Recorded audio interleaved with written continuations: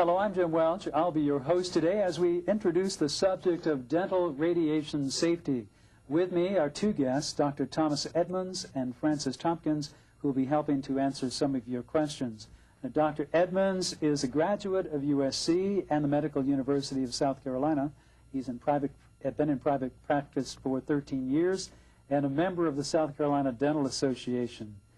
Francis Tompkins received her BS degree in dental hygiene at the University of Louisville, her master's from the University of South Carolina, has been teaching at Midlands Tech for 18 years, and is an associate member of the American Academy of Oral and Maxillofacial Radiology. She's also a member of the South Carolina Dental Hygienists Association. Welcome to you both. Dr. Edmonds, can you start out by telling us a little about the biological effects of X-rays? Yes, Jim. X-rays are a form of radiation that we call ionizing radiation. We cannot see or feel ionizing radiation, but as this form of energy moves through space, and for example an X-ray entering my body, it disrupts some of the atoms in its path and causes them to separate into ions. We have trillions of atoms in our bodies, and we usually don't notice if a couple of them have been ionized. But if significant amounts of those are become ionized as a result of the radiation, it can cause sickness, cancer, birth defects, and even death. It's also important to remember two concepts about radiation. The first is that radiation damage is cumulative. By that we mean it adds up.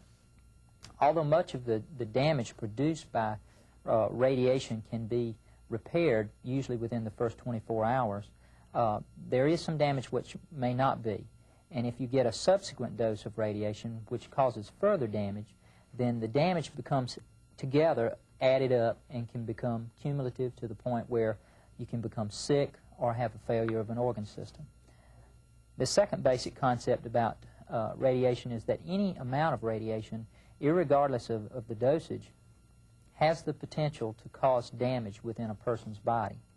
Of course, this risk becomes smaller as the radiation dose is reduced, but with dental X-rays, we find that they're such small doses that it's almost impossible to measure the damage that can occur from them. Nevertheless, it's still there. Dr. Edmonds, we've heard about the harmful effects that you might be exposed to too much radiation from the sun. Are these the same kind of potential dangers from X-rays?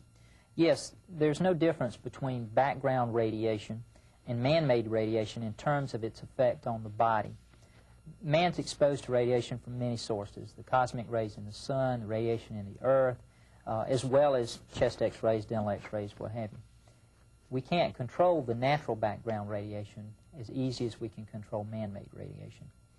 The basic long-term result of radiation exposure is the increase in risk to the body to develop potential diseases or harmful effects.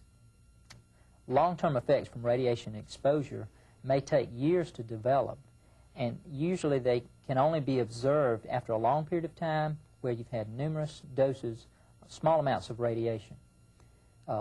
Medical and dental radiographs contribute to the overall total body radiation, along with sunbathing or what have you. By following basic radiation protection guidelines, though, you can help to reduce the total body radiation that a patient is exposed to. If a radiograph is exposed and processed properly the first time, then you can certainly minimize the patient's needing a second X-ray.